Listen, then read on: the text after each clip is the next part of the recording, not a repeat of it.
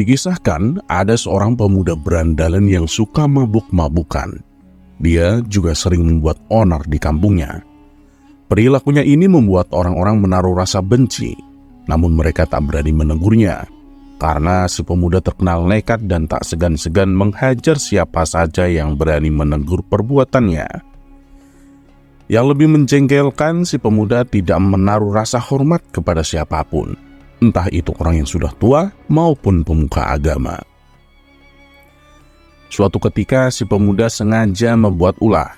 Kali ini yang menjadi sasaran bukanlah orang biasa, melainkan beberapa tokoh dari berbagai pemuka agama.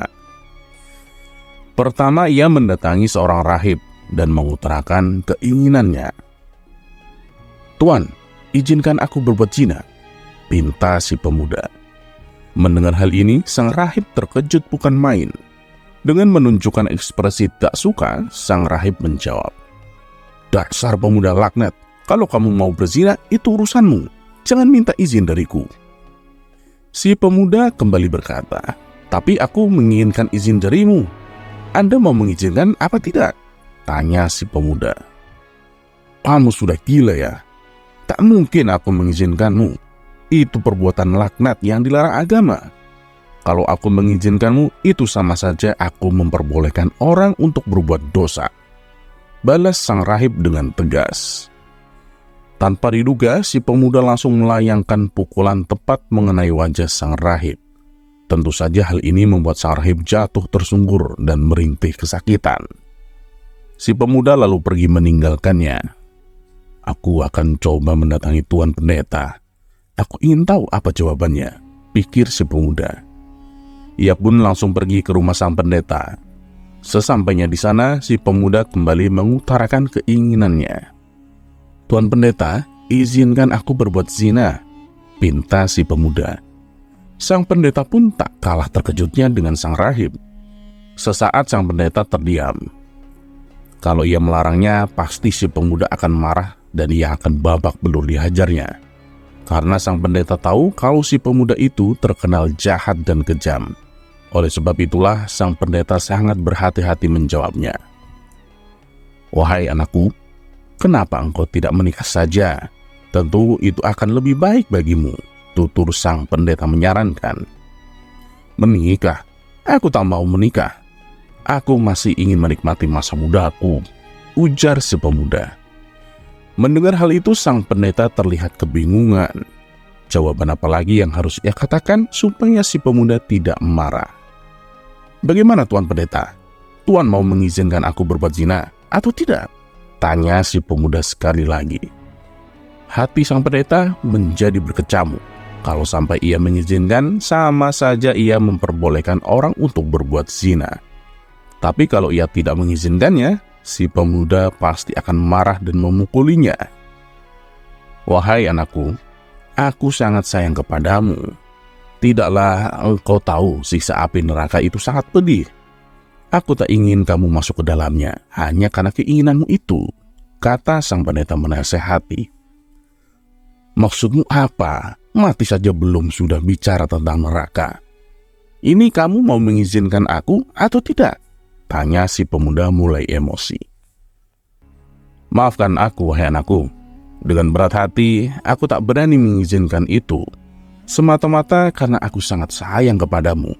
Aku tak ingin kamu dimurkai oleh Tuhan," balas sang pendeta. Tiba-tiba wajah sang pendeta dihajar oleh si pemuda. Sang pendeta pun langsung jatuh tersungkur ke tanah. "Bilang saja kalau kamu tidak mengizinkan. Tidak usahlah berbelit-belit seperti itu," tugas si pemuda emosi. Setelah itu, si pemuda lantas pergi meninggalkan sang pendeta. Beberapa hari kemudian, kedua peristiwa tersebut membuat gempar warga. Perbuatan si pemuda ini mendapat kecaman warga dan tak sedikit yang mengutuk perilakunya. Akan tetapi, si pemuda malah menjadi bertambah beringas, sehingga ia semakin ditakuti warga. Suatu kali teman si pemuda berkata kepadanya, "Hei kawan, kenapa tidak kau utarakan keinginanmu itu kepada Abu Nawas? Kalau jawabannya membuatmu jengkel, kamu pukul saja dia, seperti yang kau lakukan kepada rahib dan pendeta." Dengan begitu kamu pasti akan lebih ditakuti, kata kawannya mengusulkan. Mendengar hal itu si pemuda menjadi tertarik. Wah, benar juga katamu. Baik, besok aku akan ke rumah Abu Nawas, ucap si pemuda. Pada esok harinya, si pemuda berangkat menuju rumah Abu Nawas. Setibanya di sana, si pemuda mendapati Abu Nawas sedang duduk santai di depan rumah. Tuan Abu, boleh saya masuk? Ada yang ingin saya tanyakan, pinta si pemuda. Oh, silahkan, masuklah kemari, balas Abu Nawas. Si pemuda lalu menghampiri Abu Nawas dan duduk di sampingnya. Ada apa? Apa yang ingin kau tanyakan? Tanya Abu Nawas. Begini Tuan Abu, aku ingin berbuat zina. Apakah Anda akan mengizinkannya? Kata si pemuda. Abu Nawas hanya tersenyum mendengar ucapan si pemuda. Tenang, aku akan mengizinkanmu. Tapi sebelumnya, kamu harus menjawab 3 pertanyaanku, ujar Abu Nawas. Silahkan, apa yang ingin Tuan tanyakan kepadaku? Ucap si pemuda. Kalau dia sampai bertanya tentang siksa neraka, aku akan langsung memukul kepalanya, pikir si pemuda. Pertanyaan pertama, apa kamu rela kalau ibumu disetubui oleh seorang pemabuk dan pembuat onar? Tanya Abu Nawas. Wah, tentu saja tidak rela, dan aku akan mencegahnya dengan cara apapun, jawab si pemuda. Nah, begitu juga dengan orang lain. Mereka tidak akan rela bila ibu mereka disetubui oleh orang sepertimu, tutur Abu Nawas. Sekarang pertanyaan yang kedua. Bila kelak nanti kamu punya seorang putri, apa kamu rela kalau anak putrimu disetubui oleh seorang pemabuk dan membuat onar? Tanya Abu Nawas. Tentu saja tidak terima Tuan Abu. Saya tidak rela bila putri saya berzina dengan orang seperti itu, jawab si pemuda.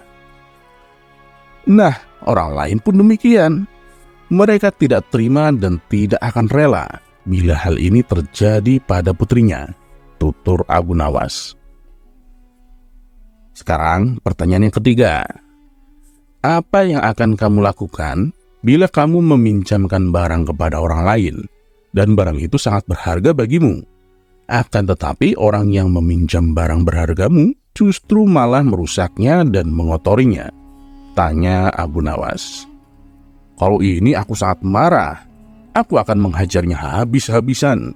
Bisa jadi aku akan membunuhnya dengan cara yang paling sadis, jawab si pemuda.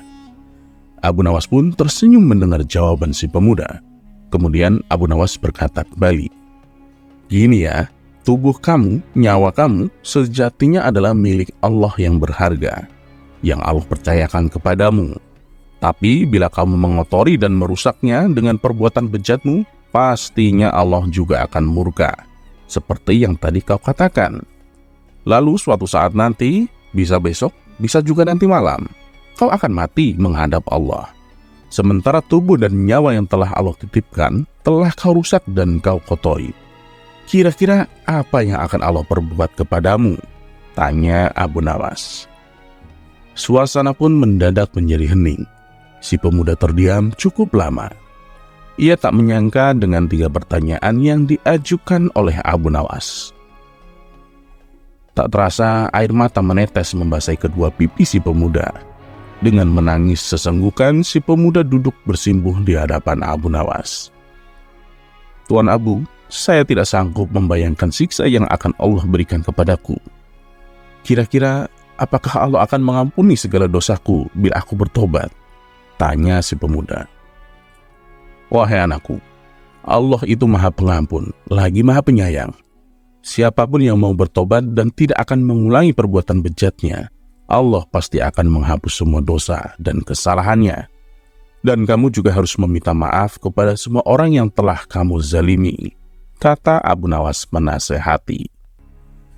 Berkat bimbingan dan nasihat Abu Nawas, si pemuda kini kembali ke jalan yang benar.